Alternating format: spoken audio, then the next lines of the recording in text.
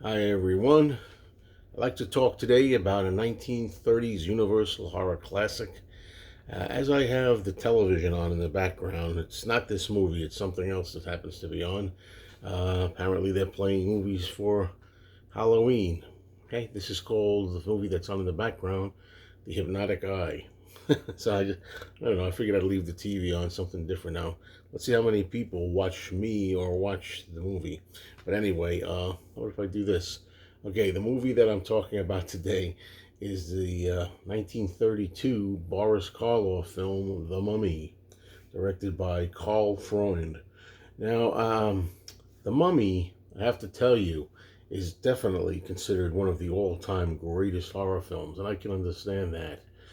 For me personally, the first time I ever watched The Mummy was back when I was very small, and it was on television. And I think, needless to say, this is going to be an experience that happened to a lot of young people when they first came across this film. You looked in the TV guide and it said The Mummy and Boris Karloff, and you were all excited. And you start watching the movie, and the first 5 minutes or so is really incredibly effective and creepy and scares the pants off you. In fact, I have to say, the first, I don't know, 5 to 7, 8 minutes of this movie, the beginning scene, first sequence, actually retains its power almost 100 years later. 90 years, but close to, but getting ahead of myself, to still terrify. It is really a creepy, eerie, scary sequence, and it still chills me every time I watch it. But as a child, after that scene, it got very boring very quickly because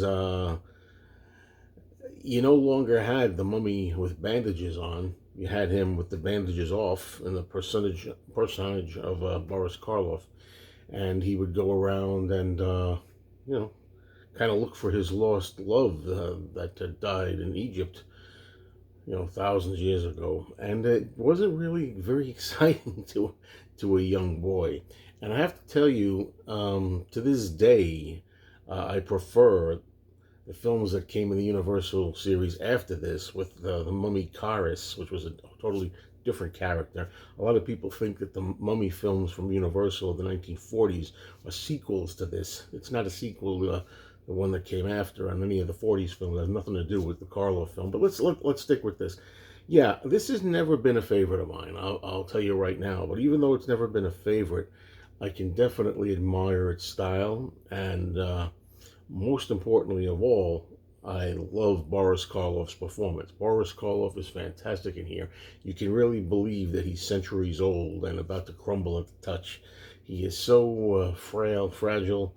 You can really buy into it. And yeah, it's a story of a mummy who, after his bandages are off because he rises from his grave and then uh, kind of like comes across as a regular man, albeit a very old looking, shrivelly man.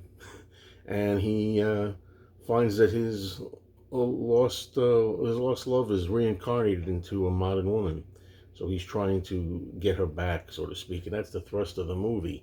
Now, there's a lot of mystery involved in this, a lot of, I don't know what you call it, cosmic kind of energy here. It's well done in that sense. It just doesn't really thrill me as much as the later all-out monster mummy films, when you have a mummy all wrapped up through the whole film and kind of creeping around like this. I kind of prefer that, the monster aspect of the mummy. But no taking away from Karloff's wonderful performance. And the girl in here, and I don't know how to pronounce it exactly. I'm going to say Zita Yohan.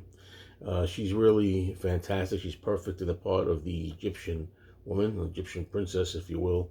I think she's terrific. And David Manners, who's usually pretty ineffective in these movies for the most part, is not bad here.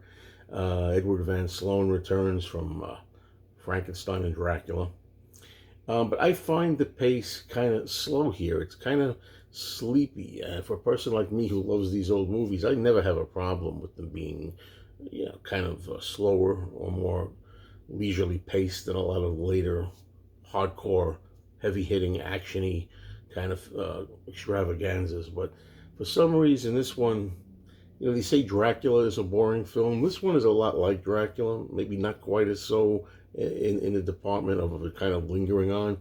But you might think by me talking about this film that I'd be prepared to trash it when the rating I give at the end. But on a scale of 1 to 4 stars, I still think it's a good film. So I give it three. 3 out of 4 stars for me is good. My ratings for people who may not know: 1 is poor, 2 is fair, 3 is good, and 4 is excellent.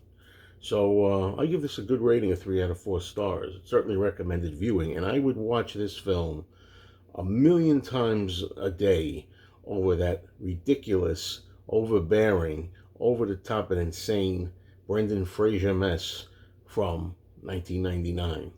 That thing should be completely obliterated and all of the master film burned for that.